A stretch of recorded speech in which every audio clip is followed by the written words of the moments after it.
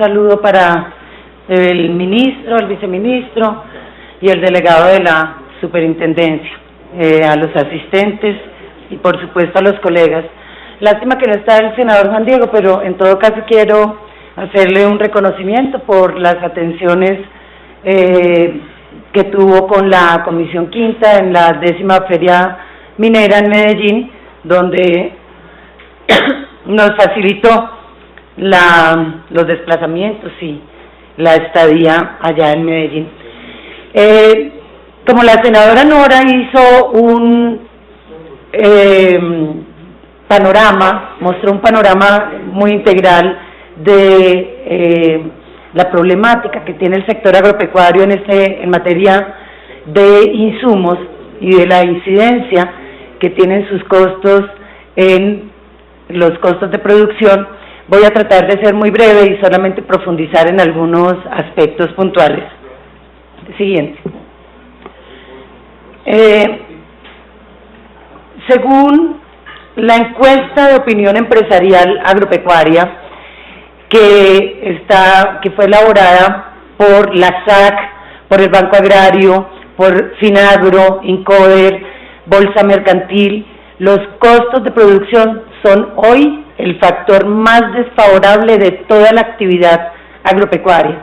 O sea que cuando convocamos a este debate y mencionamos la importancia, la trascendencia, ministro, de empezar a encontrar soluciones reales a este aspecto, es porque es un punto en el que coincide el país productivo.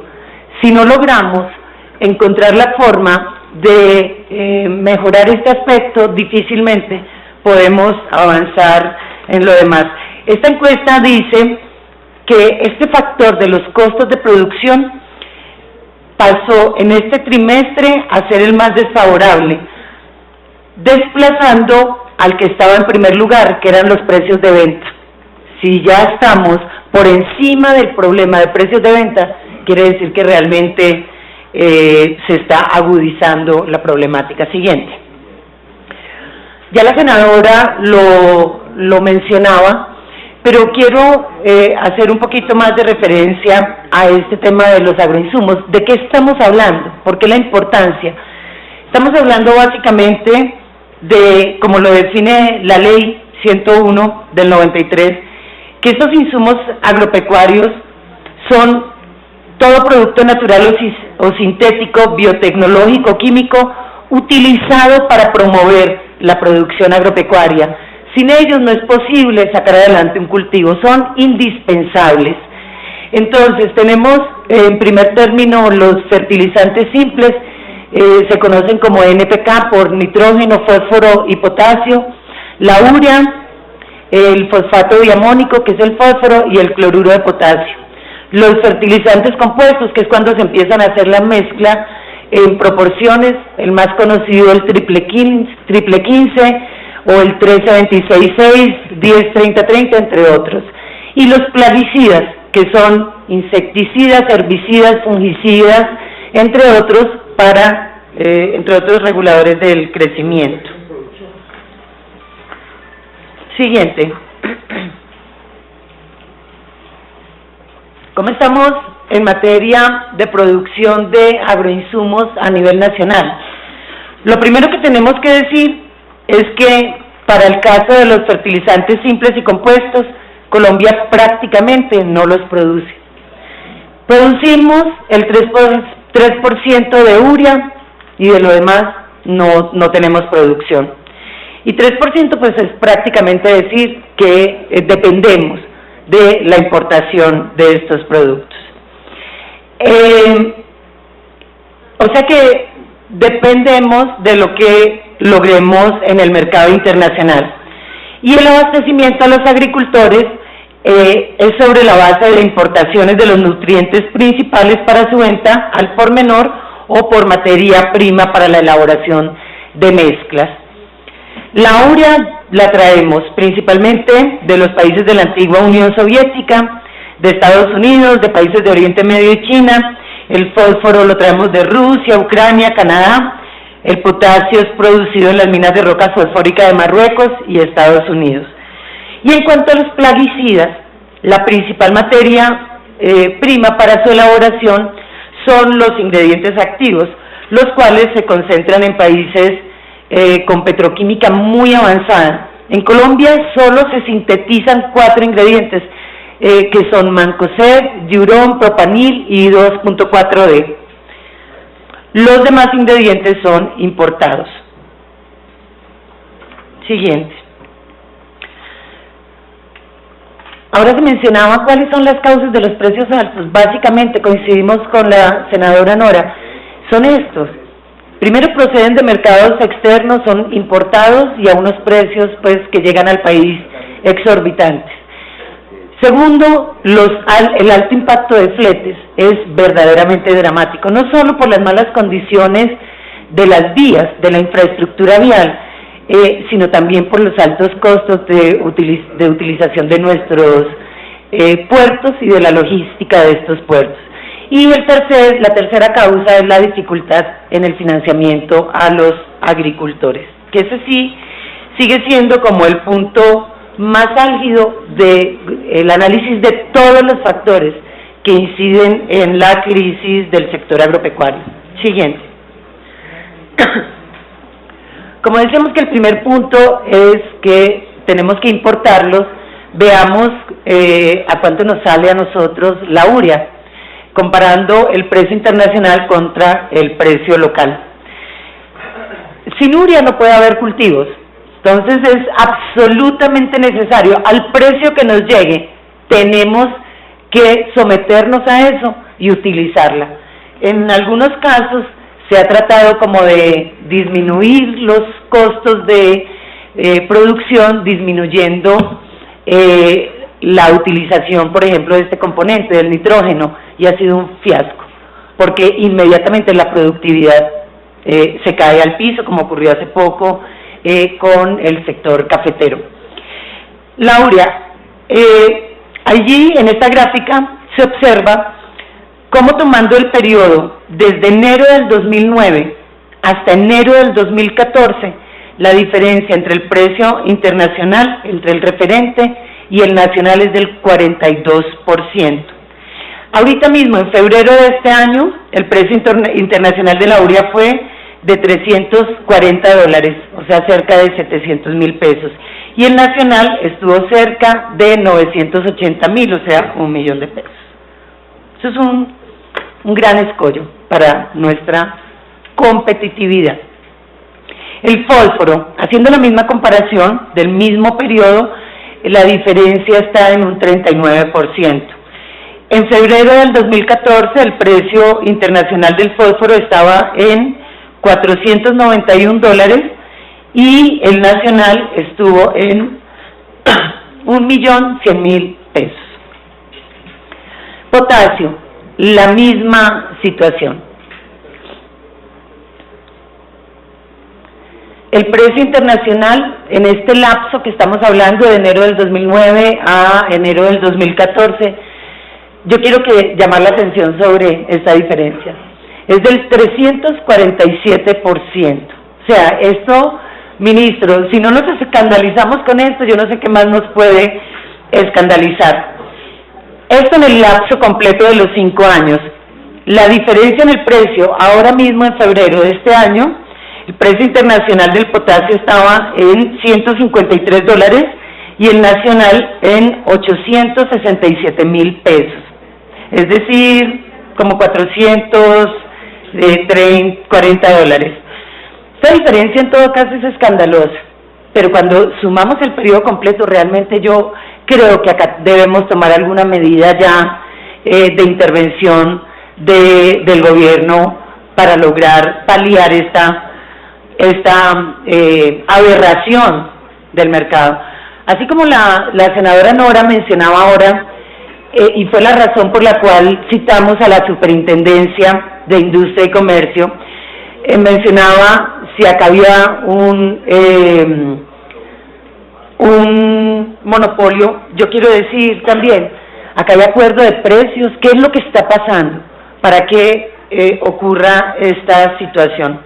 Es muy, muy importante que la superintendencia nos cuente acá cuáles medidas han podido adoptar, qué han detectado, para a partir ya de esas investigaciones poder sugerirle al ministro qué podemos hacer en esa materia.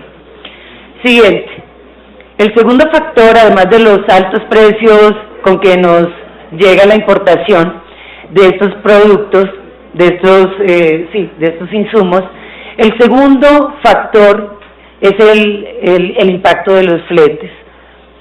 Esta es una gráfica que tomamos de Fundayanura, que es una organización que está situada en la altillanura para monitorear el desarrollo de esta zona del país, y ellos mostraban este mapa que dice, con el cual nos ilustran, que en promedio el flete de un producto ingresado por el puerto de Buenaventura hasta el consumidor final cuesta cerca de 250.000 pesos. A este valor hay que adicionarle los altos precios con que ingresan los productos y, por supuesto, todo esto va haciendo mella en la estructura de los precios en detrimento de el más débil de la cadena, que en última son los productores. Acá nadie más está perdiendo que ellos y, por supuesto, el consumidor final, que también se le suman todos estos altos costos. Siguiente. Esta es una gráfica bastante interesante de la ANDI, que nos muestra ya desglosado el impacto de cada uno de los componentes de los fletes. Está el flete en el interior del país, están los costos de puerto a bodega y está el flete marítimo. La gráfica en última lo que nos dice es que los costos promedios de importación, de lejos, Colombia presenta los niveles más altos de toda la región. Internar un producto desde el Pacífico, que es la primera columna, cuesta en promedio $169. Por el Atlántico nos cuesta $141, frente a otros países de la región que, como Ecuador,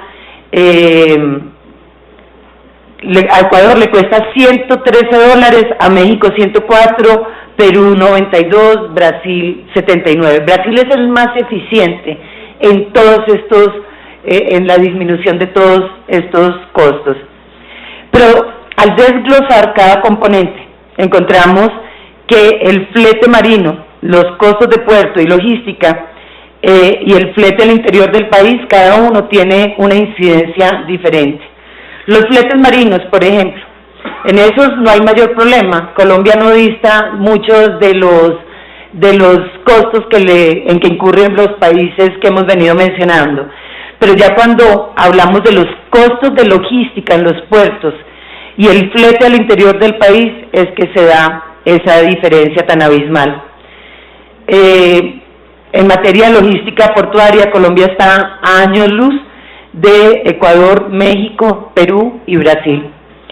Las barras verdes muestran la diferencia en costos de fletes dentro del país, y allí en Colombia este rubro está en $58 si es por el Pacífico y en $79 si es por el Atlántico. Pero cuando vemos que para Ecuador, Perú, Brasil, este costo oscila entre 20 y máximo $30, empezamos a cuestionarnos por qué a nosotros nos tiene que incrementar tanto todo el esquema de costos. Y ni qué decir que sumando todos los factores de Brasil no alcanza ni siquiera a cubrir los costos de fletes internos en el país. Siguiente.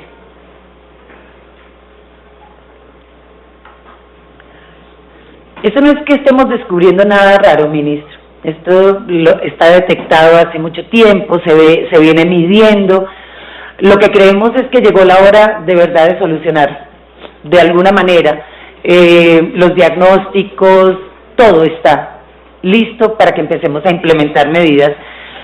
Lo que dijo el Banco Mundial, el Foro Económico Mundial, dice que en infraestructura Colombia ocupa el puesto 84 entre 144 economías, y el Banco Mundial en el índice de desempeño logístico sitúa a Colombia en el puesto 97 entre 160 países. Pero lo grave de esto es que en el 2012, hace menos de 2 años, Colombia ocupaba el puesto 64. Bajamos al puesto 97 en menos de 2 años. ¿Qué va a ocurrir si seguimos en esa caída vertiginosa y no tomamos las medidas? Siguiente.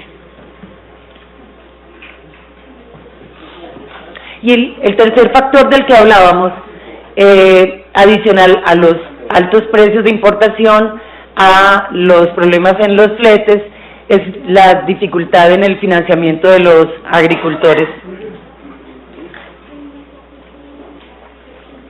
Esta gráfica también es interesante porque muestra cómo el banano y la caña han logrado casi que prescindir de la intermediación.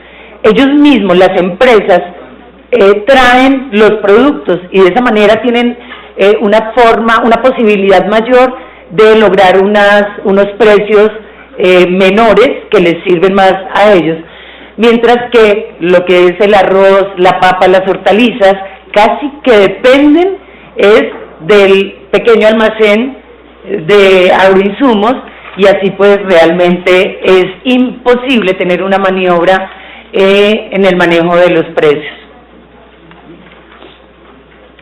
Siguiente. Pero eso no es que los agricultores de estos subsectores quieran hacerlo así. Esto se origina en la falta de financiamiento, porque son ese agrocomercio y es la industria la que terminaron financiando todos los costos de estos agroquímicos. Si son estos pequeños almacenes los que lo hacen, pues es a ellos a los que tienen que acudir, porque no solo les financian esa parte, les financian prácticamente que todos los costos de producción. Las dificultades de financiamiento de los agricultores. Esta es la respuesta del Ministerio de Agricultura, y esto nos lleva a cifras del 2008. Pero les quiero decir, están totalmente vigentes para este año, para el año pasado, para el antepasado. Este es el drama de lo que ocurre en materia de financiación. El 83% de las ventas de fertilizantes fueron a crédito, y el 16, pues, el restante 16.9 de contado. De esas ventas a crédito, 42.1 financiaron la totalidad de la compra, 42.6 entre el 50 y el 99% de la compra, y solo el 15.3% financiaron menos del 50% de la compra. Tal como lo mencionamos allí textualmente, lo dice el Ministerio de Agricultura. Esto demuestra la alta penetración del crédito de proveedores. De ahí que la semana pasada le entregamos a usted, ministro, una carta que también le habíamos enviado al anterior ministro de Agricultura, diciéndole que dentro de las medidas que se pueden tomar para aliviar la situación de las deudas de los agricultores es refinanciar el agrocomercio. Y en la medida en que sean refinanciados, ellos de una vez, obviamente tiene que incluirse el compromiso de que cesen todas las acciones judiciales contra los agricultores. Yo sé que es difícil de entender a nivel nacional, y siempre cuento la anécdota de cuando estábamos en la discusión del plan, senadora Nora, que yo mencionaba la importancia de que no quedara cerrada, las medidas no quedaran cerradas para el Minifonsa y el PRAN a la banca comercial, a la banca oficial o privada, sino que se abriera también la posibilidad de los proveedores, porque las grandes deudas de unos subsectores no están con la banca, están con el agrocomercio, con la molinería, con la industria. Entonces le recomiendo un análisis de esa carta, a ver qué medidas podemos tomar con el agrocomercio que alivien de manera inmediata a los productores. Siguiente.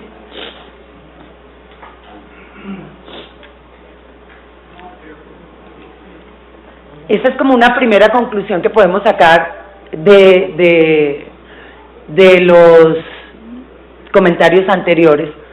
Acá en Colombia está pasando algo gravísimo. Como no hay investigación básica y aplicada, como desapareció la asistencia técnica oficial, entonces esta asistencia técnica hoy es prestada por el agrocomercio y por la industria. Entonces, poner al que vende, el que necesita vender sus productos, pone un agrónomo que visita a sus clientes, a quienes les ha prestado todos los recursos para la cosecha, y empiezan a decirles cuántos productos que hay que aplicar. Pues por supuesto, allí hay un sesgo natural, que es incrementar sus ventas. Entonces, de manera indirecta, esto ha sido propiciado con esa medida que le ha costado tanto al país de acabar la asistencia técnica oficial. De alguna manera tenemos que volver a ella. Lo mencionamos en el debate anterior cuando vimos como los 10 puntos. Hoy vamos a culminar con los mismos, con el mismo análisis de lo que podríamos lograr, de los mecanismos que podríamos utilizar para mejorar esta problemática siguiente. El Banco Mundial, en el informe Consumo de Fertilizantes en el Mundo, dice que en Colombia se utilizan cerca de 500 kilogramos de fertilizantes por hectárea, mientras que el estándar en otros países de Latinoamérica es de 106 kilogramos. Pues por supuesto, lo que venimos diciendo, esta es la consecuencia.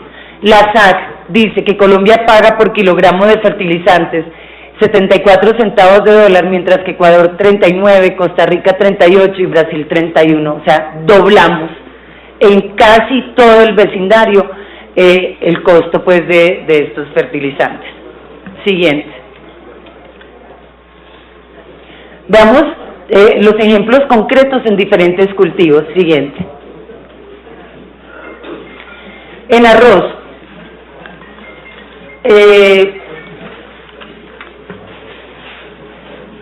este caso es bien dramático, que es el arroz nacional frente al ofertado por Estados Unidos. La diferencia en lo destinado en Colombia para fertilizantes es de 47%, y para protección de cultivos con plaguicidas 48%, por supuesto, siempre más, utilizando más acá en el país. Y entonces se encuentra que aunque los costos por hectárea son similares, los costos por tonelada, es decir, la productividad entre Colombia y Estados Unidos, pues por supuesto hay un gran abismo. Siguiente, veamos en el caso del maíz. Primero, una comparación como entre las regiones. En la tabla se encuentra que los insumos representan en promedio el 42% del total de los costos de producción. Sobre el valor total de los insumos, el mayor peso lo tienen los fertilizantes, que en Córdoba es del 40%, en la Altillanura del 62%, en el Piedemonte Llanero el 50%, en el Tolima el 51%, Valle 48%, Cesar 40% y Córdoba, Córdoba ya lo habíamos mencionado, con un 40%. O sea que su incidencia es supremamente alta en todas las regiones del país. En algunas pues realmente ya es bastante asombroso, como el tema de la Altillanura, pero también se entiende un poco por la necesidad de empezar a construir capa vegetal, porque allá no existe, apenas está en esa primera etapa. Siguiente. El maíz. Ahora este es el comparativo entre Colombia y Estados Unidos. Colombia registra un sobrecosto del 28% para fertilizar este cultivo y 10% adicional para agroquímicos en comparación con Estados Unidos. La soya. Acá también hay una diferencia, pero esta se incrementa un poco más entre Colombia y Estados Unidos. El valor que nuestros productores destinan para fertilizar este producto es del 308% superior a lo invertido en Estados Unidos. Y para el caso de agroquímicos, eso para fertilizantes, y agroquímicos es del 347%. Esta evidente diferencia, abismal diferencia, se traduce por supuesto en los costos por hectárea y por tonelada. Colombia tiene un sobrecosto de 3.5 en los costos por hectárea y de 24% en los costos por tonelada respecto de Estados Unidos. Siguiente.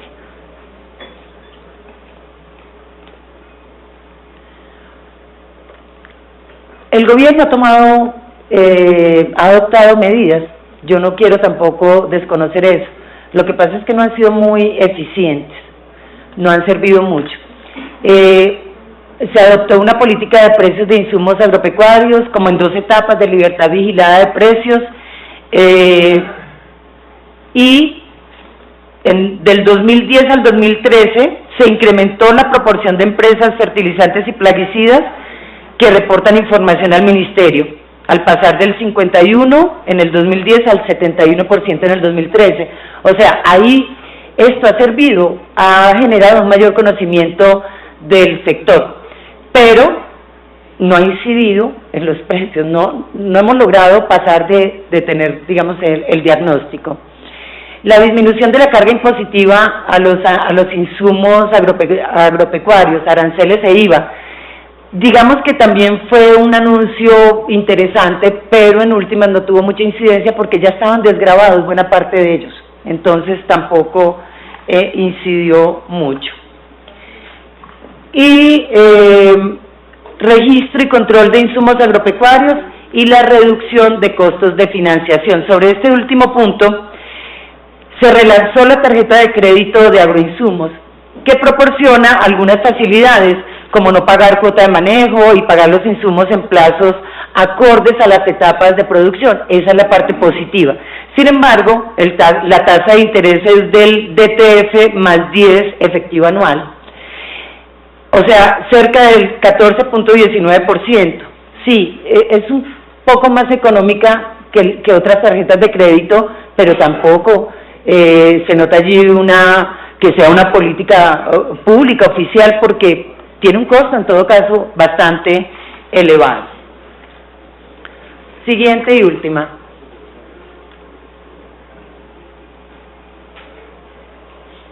Y yo seguiré insistiendo siempre en el tema de la investigación, casi que es una obsesión, porque sin ella muy difícil lograr avanzar hacia soluciones.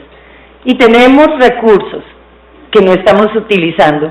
Ahora que la comisión va a adelantar un debate haciendo el balance de los 2 años de funcionamiento del Sistema General de Regalías, vamos a mostrar cómo el Fondo de Ciencia, Tecnología e Innovación, que maneja cerca de $1 billón de pesos anual, $1 billón de pesos anual, cuando la investigación había tenido esa posibilidad, ha ejecutado 2 años después el 0.6% de esos recursos. Eso es una vergüenza nacional.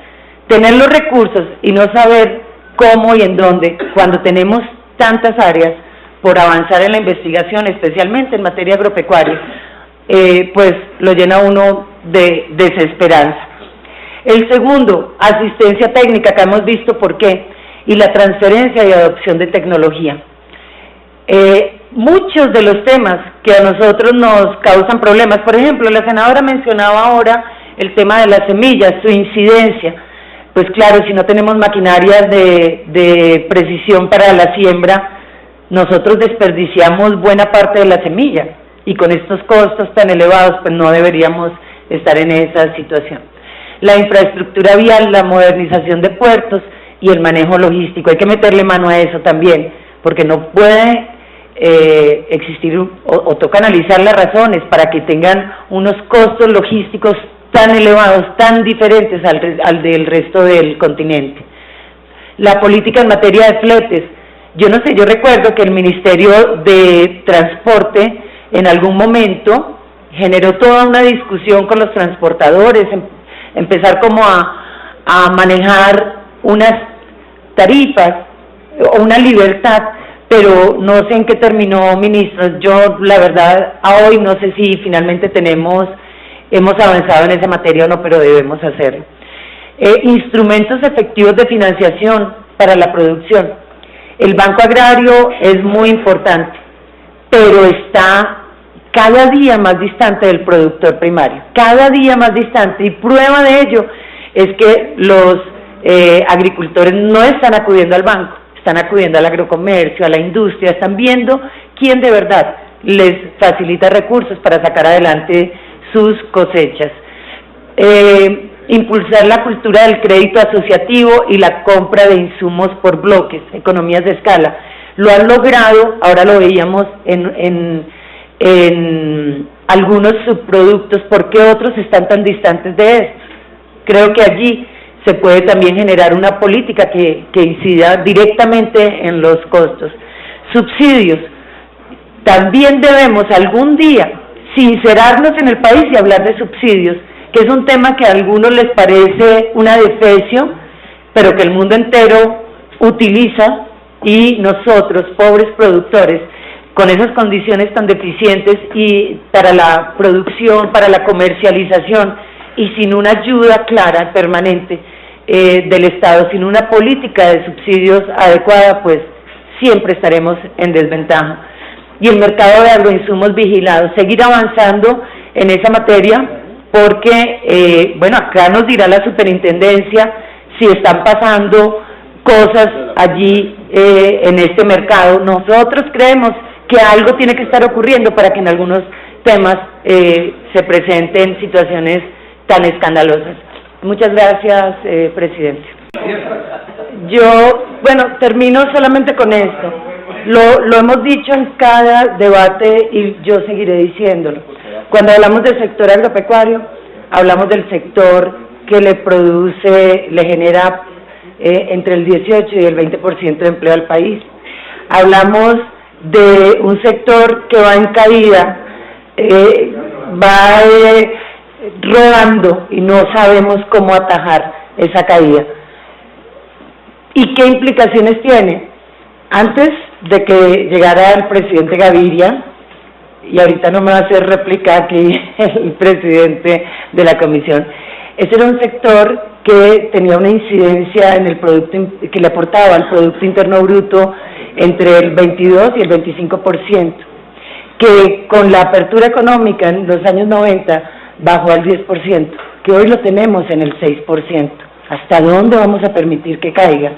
¿Cuándo es que vamos a reaccionar? A mí, pues, personalmente sí me queda siempre la inquietud de que ojalá avancemos, de acá pase algo, y le tengo que decir que hace rato no me iba ilusionada de un debate, y de este salgo esperanzada, por un anuncio de la superintendencia. Yo sé que cuando usted lo dice está representando y hablando en nombre de un funcionario eficiente que ha mostrado resultados.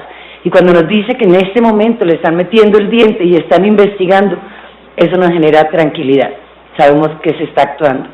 Y me genera también mucha esperanza ver que vamos a ver medidas inmediatas.